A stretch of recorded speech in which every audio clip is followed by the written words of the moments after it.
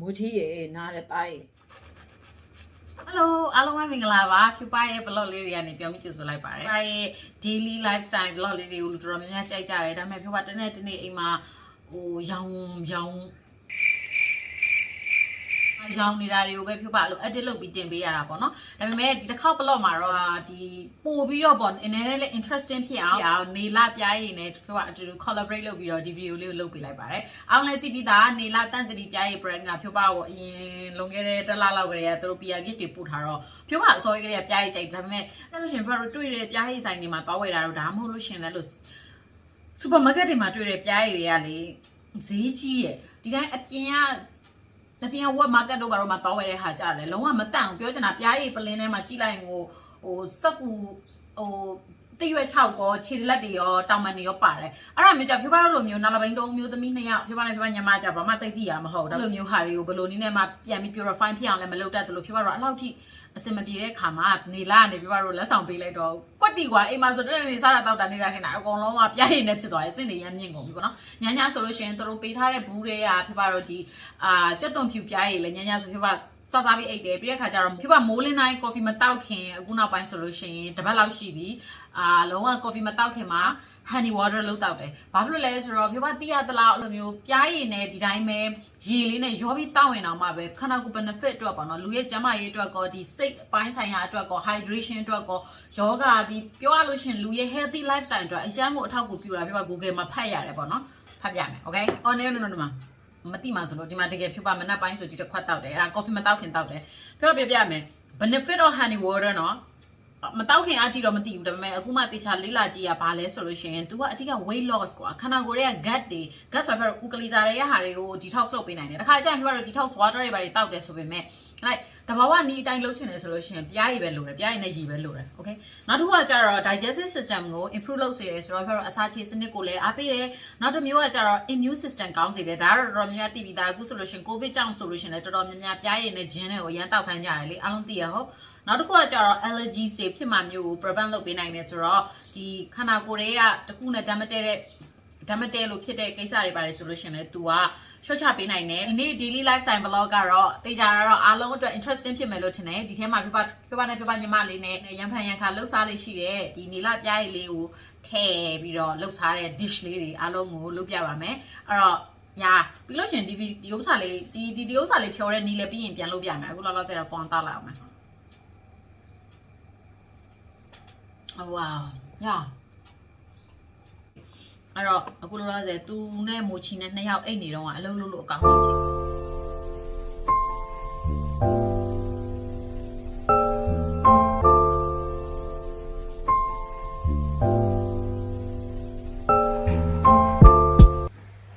ကလေးကိုစားမိတဲ့အတွက်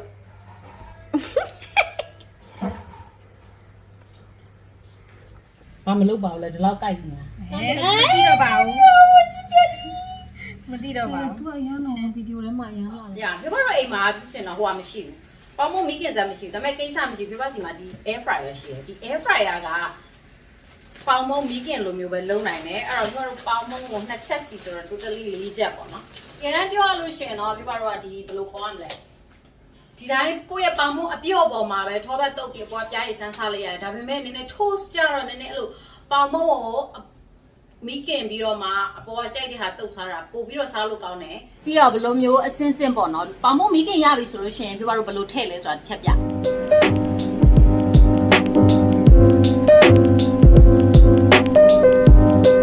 ဒီပါအားလုံးကိုအခုဒီဥစ္စာလုပ်ဖို့စောင့်နေတော့ဟိုနေလာပြားရည်ကသူတို့ရဲ့ product လေးပြပြောပြခြင်းလို့ပေါ့နော်ဆိုတော့ပုံမှန်အပြင်တော့သူတို့စီမှာရိုးရိုးတန်းတန်းဒီ pure honey ဒီဥစ္စာလေးရှိတယ်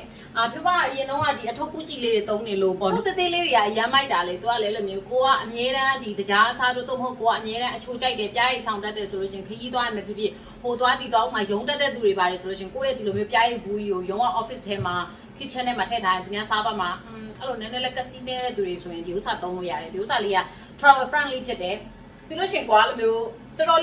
လေးအဆင်ပြေတယ်ပေါ့နော်ဒါကတခုအညာဆိုလို့ရှိရင်ပြပစားတယ်အဖေကိုလှမ်းမေးပြီးစားဒီဥစ္စာရကစားလေဒီနေလာရဲ့ဒီပြားရည်နဲ့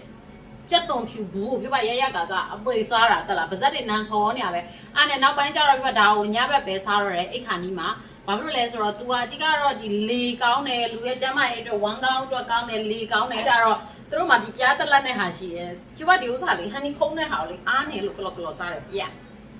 ပြားတက်လက်နဲ့ဟာစားလို့ရှိ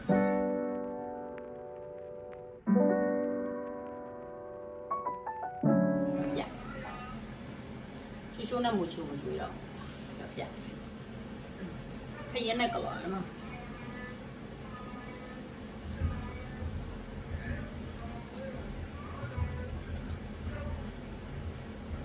Okay toast right ဆိုတော့ပြောရလို့ရှိရင်ဘာမှမလုပ်ဘူး तू ကခေါ်ပဲနေနေရေ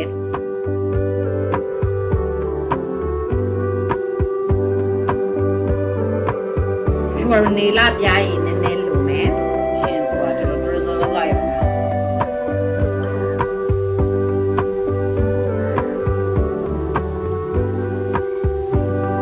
ဒါပါပဲတိုင်းတော့ရပြီအလေးတဲ့ site ကိုရှိရယ်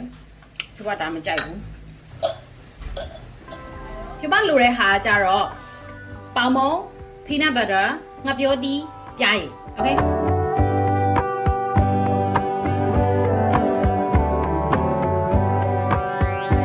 ဒီတိပြီးတော့ပြီဆိုလို့ရှိရင်အားလုံးသိရတဲ့အတိုင်းနေလာပြားရည်ကိုဇွန်းလေးနဲ့နည်းနည်းယူမယ်ဒီတော့တစ်ဇွန်းလောက်ဆိုရင်ရပြီပြီးရင် drizzle လုပ်လိုက်မယ်ဟိုတူတူတူဟဲ့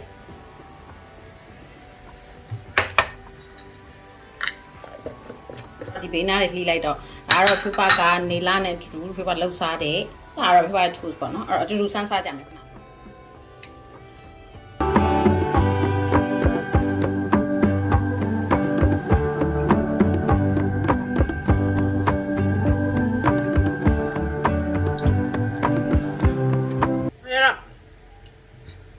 အခန်းနဲ့သွားရအောင်အရန်ပူလာမိဖို့ကြောင့်လည်းမအဲကုန်းမရှိဘူးရန်ပူရအဲ့တော့အခန်းနဲ့သွားကြအခန်းနဲ့ရောက်လာပြီနောက်တစ်ခုဟဲလောလောဆယ်တော့ညာအားလုံးတွေ့တဲ့အတိုင်းမှာအဖုတွေနဲ့ဟောပြပြရမယ်ဒီအဖုတွေပါတယ်ဆိုလို့ရှိရင်ပြပါတော့လေကိုယ့်ရဲ့အဖုမှာအဲ့လိုပြားရည်လေးပါလေးတုတ်ပေးလို့ရတယ်โอเคတန်လေးကဒါကြိုက်တာအဲ့ဒါလဲသူ့ဟာပဲနော်ဒါလဲသူ့ဟာပဲဒီမှာသူ့ကြွက်လေးဒီမှာသူ့ဘာလဲမသိဘူးတတဘေဘီချန်ဒီဥစ္စာကသူ့ teddy bear ဘေဘီချန် teddy bear ဘာပဲပြောသူရှိနေလို့ပဲစင်ပြေတာပါလီမဆိုရေချိုးမယ်နော်တားလေးနော်အိတ်နေနော်ဒီထဲမှာhi ကိုကြီး hi ကိုကြီးချင်းပုံရုပ်ချင်းနဲ့မှုချင်းနေဘလို့တောင်ဖြစ်နေ့လေ3နာရီ4နာရီရှိပြီ3နာရီတော့မဟုတ်4နာရီထိုးပြီဆိုတော့ဖြစ်ပါဒီကနေ့လေဆိုလို့ရှင် drinks ပေါ့နော်အဓိကရှောက်တော့ပါတယ်အဲ့တော့အခုကနောက်တစ်ခေါက်မနက်တော့ honey water တောက်ထားအားလုံးမှတ်မိလားမသိဘူးဆိုတော့အခုတစ်ခေါက် honey water နောက်တစ်ခေါက်ထပ်လုပ်ပြီးတောက်မလို့အဲ့ဒါစဉ်းစားနေအဲ့တော့အဲ့ဒီနေ့လေကြတော့ honey water ကိုဘယ်လိုလဲဆိုလို့ရှင်တော့မျိုးမသိရင်ကွာအပြစ်မိုချီနေကိုရှိုးနေတယ်လာပြီပြန်လဲအဲ့တော့အခုကျမတို့မိဖို့ကြောင့်လည်းပြန်လဲရောက်ရှိလာပြီဖြစ်ပါတယ်အဲ့တော့အကြီးကကျမအခုနေ့လေတောင်းမယ် special ကောင်းမွန်တော့ဘယ်လိုခေါ်လဲ special ကောင်းမွန်တော့ lemon water ကိုလုပ်ရန်ဒါလေးပဲလုပ်ပါတယ်ရှင်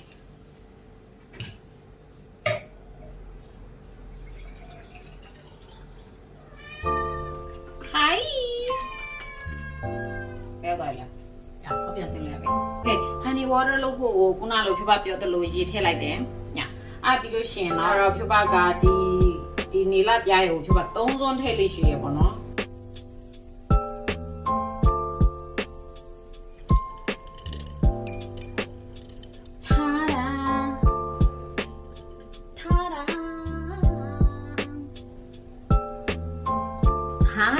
hi ဖြူပါညီမကိုဖြူပါဒီခွက်ကိုသွားပြတာ तू ကhoney ကတေးဖြော်ထားလာတဲ့ဒါ honey water ကို fancy version လောက်တောက်လိုက်တော့ပြီးသွားတာပဲဒီနေလာရဲ့သူတို့ရဲ့ garlic honey garlic ကိုစားတဲ့ခါမှာအဓိကခံစားရတဲ့ ဘယ်လိုပြောမလဲကျမကြီးဟာလေးတစ်ချက်ပြပြချင်လို့။ तू ကကြတော့အဓိကဒီလိုမျိုးပြားရည်နဲ့စိန်ထားတဲ့ဟာကြတော့ तू ကပြောလို့ရှင်စေဝါအရာဆိုမြန်မာဆေးမိတို့နဲ့ပဲဖြစ်ဖြစ် remedy နဲ့ဆေးပဲဖြစ်ဖြစ်တကယ်တမ်း scientifically ဖြစ်ဖြစ် तू ကတော်တော်လေးကိုဘယ်လိုပြောရမလဲထိရောက်မှုရှိတယ်။ပြောပါတော့လူသားတိုင်းပေါ့နော်ကလေးတငယ်ကနေစအသက်ကြီးရွယ်အိုတွေအထိအကုန်လုံးမှီဝဲလို့ရတဲ့ဒီဘယ်လိုပြောရမလဲဗမာဆေးမိတို့လို့လည်းပြောလို့ရတဲ့အစာလဲဆေးလဲအစာမျိုးစားပေါ့နော်ဒီဥစား။ညဘာလို့လဲဆိုတော့ပြပသိရသလောက်ဒီဥစားလေ depression ကုနိုင်တယ်နော်အဲ့ဒါသိလားအဲဒီက brain ထဲမှာရှိတဲ့ cells တွေကိုသူက stimulate လုပ်တယ်နောက်တစ်မျိုးကကြာပြီတော့တော်တော်များများသိပြီးသားကတော့ဒီလေလက်လေကောင်းတာပေါ့နော်လေယောဂတွေရင်ပြည့်ရင်ကဲဒီ bike ကလေတွေဥလန်းချောင်းတွေကလေတွေအီတော့အရန်ပေါက်တယ်ကွာ okay အီရန်ပေါက်တယ်မနန်နဲ့အီတော့မဟုတ်မစားလို့ရှင်တော့သူကနည်းနည်းနန်တယ်ဘာလို့ဆိုချစ်တုံဖြူရဲ့ bread ကကွာ garlic bread ဆိုတာအားလုံးလည်းသိပြီးသားလို့ထင်တယ်ဘာလို့ဆို garlic bread ဆိုတာနန်စော်ပြီးတော့တင်မလားရီးစားတွေဘာတွေကိုအပွားပေးလို့မရတဲ့ breadမျိုးပေါ့နော်နောက်တစ်မျိုးကောင်းတာသူကလေနှလုံးယောဂတဲ့တွေအတွက်အထူးသစ်တော့ယောဂတဲ့တွေအစာမကြေရင်ပြည့်ရင်ကဲဖြစ်လို့ကတော့သူကအထီရောက်ဆုံးဖြစ်တယ်ဒါကိုအဲ့လိုမျိုးသမင်းစားပြီးစားလို့လည်းရတယ်ဒါပေမဲ့ဖြိုးပါတော့ညဘက်ကိုအဲ့လိုမျိုး၄ခုလောက်ထိစားတယ်၄ခုဆိုတာဒီဥလေကလေးတွေ၄ခုလောက်ထိပဲပေါ့နော်တခါပထမဆုံးစားတဲ့နေ့တော့ဖြိုးအများကြီးပဲကစ်ပလိုက်တာစားလို့ကောင်းကောင်းနဲ့ကြက်ကြက်နဲ့ဒါပေမဲ့အဲ့လောက်ထိမလိုအပ်ဘူးရားရည်နဲ့ကျက်သွန်ဖြူဥရဲ့ benefit တွေကိုဖြိုးပါထုတ်ဖို့ပြီးသိရင်လည်းသိနေနိုင်တယ်တခုကကြတော့ဗာလဲဆိုတော့တခါလေကြောက်လို့ရှင်ကိုပေါ့ကိုအိမ်မှာဒါကျွတ်သွန်ဖြူတွေခွာလိုက်ပြားရည်နဲ့စိန်လိုက်ဆိုလို့ရှင်အချိန်လဲရမ်းကုန်တယ်လို့အရန်လောက်ရှုပ်တယ်ဒီဟာဆိုရင်ဖြိုးပါတီးရတော့ဒီတဘိုးမှာlike 9000ပဲရှိရစစ်တာလေစစ်တာထပ်ပေါ့နော်တခါကျရင်တန့်ဖို့ကဘယ်လောက်ထိအရေးကြီးလဲဆိုတာဘယ်မှာသိတာလဲသလားဘယ်မှာသိတာလဲသလား DIY skin care တွေလုပ်တဲ့ခါမှာအရန်သိတာအဲ့တော့ဖြိုးပါဒီနေ့ညနေတော့ခဏနေလို့ရှင်တော့ဖြိုးပါmake it တွေဖြတ်ပြီးရေချိုးပြီးရင်တော့လုပ်ပြမယ်ကွာဒါပေမဲ့ဖြပြချင်တာလေတခါလေကြောက်လို့ရှိရင်ပြောလို့ဒီ DIY skin care တွေလုပ်တဲ့အခါမှာပြားရည်ကကျမပြားရည်ရမ်းစစ်တယ်တောကနေလာတာ yes ကိုတိုင်းဖွတ်လာတဲ့ဟာ okay yes it's okay ဒါပေမဲ့ပြားရည်ကမတန့်အောင်ထဲထဲမှာခုနပြောသလိုခါချင်းတွေပါမယ်ပြားအကောင်လိုက်တွေပါမယ်တခါလေကြောက်လို့ရှိရင်မတန့်ထားဘူးဆိုလို့ရှိရင်ကိုမမြင်ရတဲ့ပိုးပေါင်းများစွာရှိတယ်အဲ့ဒါတွေကြတော့ဒီခန္ဓာကိုယ်ရဲ့ consume လုပ်တာနဲ့အချို့နေရာထဲမှာထည့်လောက်တာနဲ့လေအဲ့ဒီမျက်နှာပေါ်တင်အရန်သိတာအဓိကအဲ့လိုကျမတို့လိုမျိုးဝက်ချန်ထွက်တဲ့သူတွေဆိုလို့ရှိရင်အဲ့လိုတန့်စင်ပြီးသားပြားရည်မဟုတ်ဘဲနဲ့ရိုးရိုးတန်းတန်းစစ်ပါတယ်ဆိုတော့တောကလာတဲ့ပြားရည်နဲ့လုံးဝမလုပ်သင့်ဘူးအဲ့ဒါလုပ်ပြီဆိုလို့ရှိရင်ပြားရည်ရဲ့အစွမ်းကသူကနဲ့သူရှိတယ်ဝက်ချန်ကိုကုနိုင်တယ်ဒါပေမဲ့ကိုယ့်ရဲ့ပြားရည်ကမတန့်တဲ့အတွက်ကြောင့်ဘာမှမသိတဲ့နောက်ထပ်ယောဂနောက်ထပ်အဖုတစ်မျိုးတွေထပ်ထွက်လာတာမျိုးဖြစ်တတ်တယ်အဲ့ဒါကြောင့်မလို့ဖြိုဘကနေလပြားရည်နဲ့ဒီနေ့ညနေ DIY skin care လေးတွေလုပ်ပြပါမယ်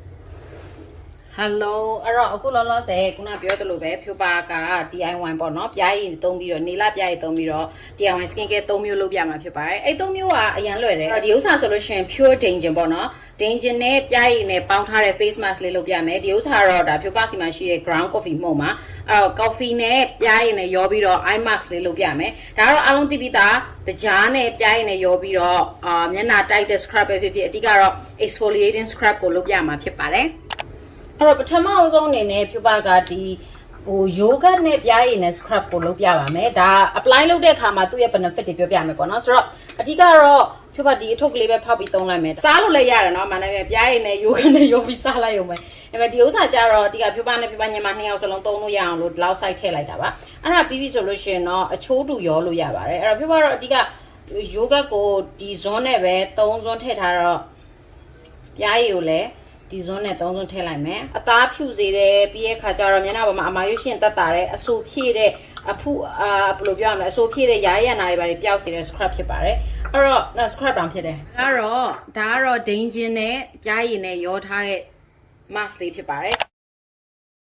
ပြောရလို့ရှင်ဒီလောက်အများကြီးမလို့ဒါပေမဲ့ဖြူပါလုပ်ပြမှာဖြစ်တဲ့အတွက်ကြောင့်အားလုံးမြင်ရအောင်လို့ပေါ့နော်ဆိုတော့အဓိကဒီဥစ္စာကြတော့ तू ကခပ်ပစ်လေးဖြစ်ဖို့အရေးကြီးတယ် तू မျက်လုံးအောက်မှာသုံးပါပါအဲ့တော့ဒါကိုဖြူပါအချိုးစားကိုလို့ခက်မှန်းလိုက်ရပါတယ်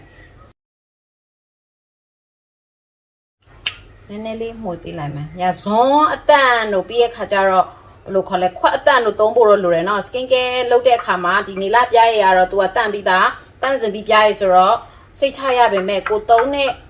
product ကဘယ်လိုပြောရမလဲကိုသုံးတဲ့ခွက်တွေကိုသုံးတဲ့ဇွန်းတွေဓာတ်တွေခင်းရင်တွေအကုန်လုံးဒီမတန့်လို့ရှင်နည်းနည်းအနေများပါတယ်ပြောချင်တာတော့ပိုးဝင်တတ်ပါတယ်โอเคvitamin E oil တို့ပြီးရခါကျတော့မျက်နှာကိုသုံးနေကြ oil တွေရှိလို့ရှင်ဂျိုဂျိုဘ oil တို့ဘာလို့ထည့်ပြီးသုံးလို့ရတယ်ပေါ့နော်ဒါပေမဲ့ဖြိုးပါကတော့ဒီလိုခပ်ပစ်လေးပဲလုပ်လိုက်တယ်ဒီလို texture လေးရပြီဆိုလို့ရှင်ရပြီဆိုတော့ဒီဥစ္စာကိုတကယ်တမ်းပြောရင် body လဲတိုက်လို့ရတယ်ပေါ့နော် scrub အနေနဲ့လည်းတိုက်လို့ရတယ်ဒါပေမဲ့ဖြိုပါကကြတော့ပုတ်တဲ့ဟာမျိုးမလုပ်ချင်ဘူးဖြိုပါမျက်လုံးအောက်မှာဒီဥစ္စာကိုကြာလေးလိမ့်ထားပြီးတော့မျက်ကွင်းညိုတာတွေတက်တာအောင်လုပ်ပြပါဖြစ်ပါတယ်ပြီးလို့ရှိရင် apply လုပ်ပြမယ် okay ဒါလေးခဏဖယ်ထားလိုက်မယ်ပြားရည်ရဲ့တကြားရည်ဒါ brown sugar ပါ brown sugar ကတိတ်ပြီးမ brown ဖြစ်နေပြီးရဲ့ခါကျတော့ပြားရည်ရဲ့တကြားရည်ပေါင်းပြီးတော့ပြပါတော့ body scrub face scrub လုပ်လို့ရတယ်ပေါ့နော်ဆိုတော့ကိုဒီကနေ့ပြောရင်တော့ဖြိုပါက body scrub ကိုပို့ပြီးညှိုးပါတယ်အဲ့တော့ကိုကအချိုးတူပဲထည့်လို့ရတယ်ဒါပေမဲ့အများအများမထည့်နဲ့ပေါ့အဲ့ဒါတော့ဆိုရပါပြီအဲ့ဒါပြီးရင်တော့အချိုးကိုစီမှာဒီတိုင်းလဲကွာပြောရလို့ရှင်တော့ဒီတိုင်းလဲရတယ်ဒီတိုင်းလဲ scrub ရပြီဒီနှစ်မျိုးပဲလိုတယ်ထားလိုက်လို့ရတယ်ဒါပေမဲ့ကိုယ့်အိမ်မှာဒီလိုမျိုးကိုနတ် oil တွေပါတယ်ရှိတယ်ဆိုလို့ရှိရင်တော့ဖြူပါကထည့်နေတယ်။ခေကလည်းသူကနဲ့သူအစိုးထိန်နေဆိုပေမဲ့အခြားအရန်အသားချောက်တဲ့သူတွေကြကိုနတ် oil လေးပါထည့်ပေးပို့ကောင်းပါတယ်။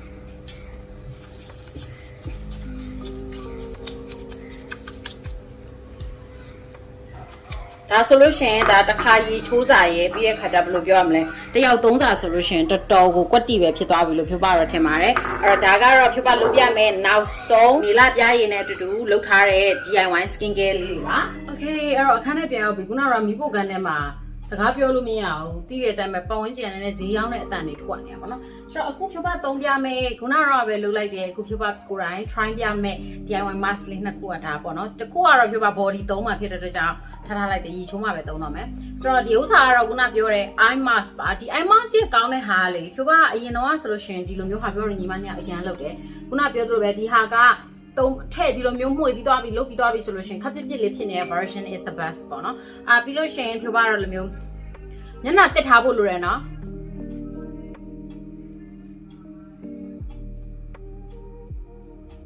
Okay that's it ပြီးတော့ coffee ကအောင်လက်တိပြီးသား caffeine ဓာတ်ကမျက်လုံးအောက်ကဒီမျက်လုံးအောက်ဆိုအသားရည်ပေါ်မှာရှိတဲ့ဒီအရေးကြောင်းနေဒီတွဲနေတာတွေမျက်လုံးအစ်နေတာတွေပြီးရခါကျတော့ caffeine ဓာတ်ကအောင်ခုနကပြောသလိုဒီ cell တွေကို stimulate လုပ်တဲ့အတွက်ကြောင့်အရေပြားကပြန်ပြီးတော့ညီလာမယ်အသားရောင်တွေပါပြန်ညီလာမယ်မိုက်တယ်အဲ့တော့ဒီတိုင်းလုပ်ကြည့်ပါအရန်ကောင်းတယ်ဒီဥစ္စာကို15မိနစ်ကနေပြီးတော့မိနစ်20လောက်ထိထားလို့ရတယ်ပြီးလို့ရှင်တော့ပြန်ပြီးရေနွေးနွေးလေးနဲ့ဒါမှမဟုတ်ရေနွေးနွေးဆိုတော့ပုံမှန်ရေကိုပြောတာကွာအဲ့ဒါနဲ့ပြန်ပြီးတစ်ချပေးလိုက်လို့ရပါတယ်အဲ့ဒီမှာနှစ်ခုလုပ်လိုက်တာဖြစ်သွားမှာပေါ့နော်ဆိုတော့ဒီဥစ္စာတော့ခုနပြောတဲ့ပြားရည်နဲ့ယောဂနဲ့2မျိုးရောထားတဲ့ mask ဖြစ်ပါတယ်သူကတော့နည်းနည်းစီးတဲ့အတွက်ကြောင့်ဖြူပါကဒီလို brush လေးနဲ့သုံးပေးတယ် Okay ပြီးလို့ရှင်ဟာတဲ့ဒိန်ကျင်နဲ့နေလာပြားရည်နဲ့ရောထားတဲ့ mask လေးရလေတော့အဓိကလိုမျိုးနေလောင်ထားတဲ့အသားရည်တွေရယ်ပြီးတော့အသားအရန်ခြောက်တဲ့အသားရည်တွေရယ်ပြီးတဲ့အခါကျတော့ like ဘယ်လိုပြောမလဲအဲ့လိုအမဲဆက်တွေရှိပြီးတော့အမရွက်လေးကြံနေတဲ့အသားရည်အတွက်ဆိုအရန်ကောင်းတယ်မျက်လုံးသားတော့ပြောခုနပြောသလိုမျက်လုံးသားအတွက်ကျတော့ဒါကိုလုံးမယ်ဆိုရင်ရှောင်လိုက်အဲ့တော့မျက်လုံးသားအတွက်က coffee နဲ့ဟာဒါကကျတော့ဘယ်လိုခေါ်မလဲညနာအတွက်ဟာအဲ့တော့ဒီအတိုင်းကိုဖြုတ်ပါထားမယ်ပြီးလို့ရှိရင်ဖြုတ်ပါရေချိုးတော့မှဖြုတ်ပါပြန်ပြီးတော့တန်ရှည်လှုပ်ချပြီးတော့မှနောက်ဆုံးဖြုတ်ပါရဲ့ skin ချင်နေလေးကိုပြောပြမယ်ပေါ့နော်အဓိကအဖြစ်တော့ဖြုတ်ပါတို့ကဒီလိုမျိုးသဘာဝနီးတွေဆိုတာကဒီ chemical တွေပါတဲ့ skin care တွေလောက်တော့ချက်ချင်းမသိတာပါဘူးအဲ့တော့ဒီလိုမျိုးလုပ်မယ်ဆိုလို့ရှိရင်အနည်းဆုံး budget လေးစိတ်ဖြစ်တယ်ပြီးတော့တစ်ပတ်ကို2ကြိမ်လောက်လုပ်မယ်ဆိုရင်3လ4လလောက်ကနေနေပြီးတော့ကိုယ့်ရဲ့ဒီဘယ်လိုပြောမလဲအရေးပြားရဲ့တိုးတက်လာမှုကိုမြင်ရမှာဖြစ်တယ်ပြီးတော့ဒီလိုမျိုးနီးဆိုတာ maintenance ကောင်းကောင်းလေးလုပ်ပြီးတော့အကြာကြီးသုံးသွားလို့ရတဲ့နီးပတ်စံလဲ budget စိတ်ဖြစ်ပြီးတော့စိတ်ချရတဲ့နီးဖြစ်တဲ့အတွက်ကြောင့် DIY skin care တွေလိုက်လုပ်မယ်ဆိုလို့ရှိရင်တော့စိတ်ရှည်တိခံတန်တန်ရှင်းရှင်းနဲ့မှန်မှန်ကန်ကန်လုပ်ပေးဖို့ကိုဖြိုးပါကသတိပေးချင်ပါတယ်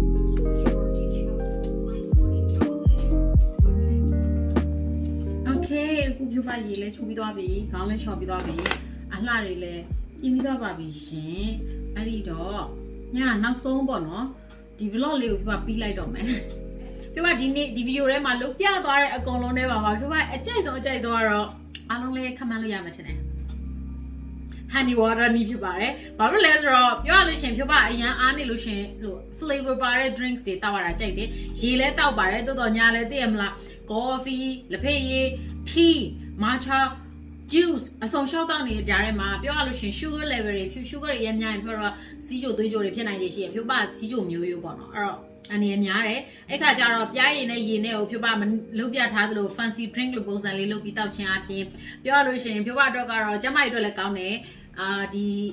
digestive system တော့လည်းကောင်းတယ်လူလည်းလန်းဆန်းတယ်စိတ်လည်းကြည်လင်တယ်ရတာလည်းကောင်းတယ်လိုက်တောက်ရတာလည်းကောင်းတယ်ဆိုတော့အရန်ဆင်ပြေတယ်အဲ့တော့ဒီ vlog လေးထဲမှာဖြူပါလုပ်ပြသွားတဲ့ skin care လေးတွေပဲဖြစ်ဖြစ်စားစရာလေးတွေပဲဖြစ်ဖြစ်ပေါ့နော်ဖြူပါပေါင်မုံနဲ့စားရတာကြိုက်တယ်ဆိုတော့စားစရာလေးတွေပဲဖြစ်ဖြစ်အခြား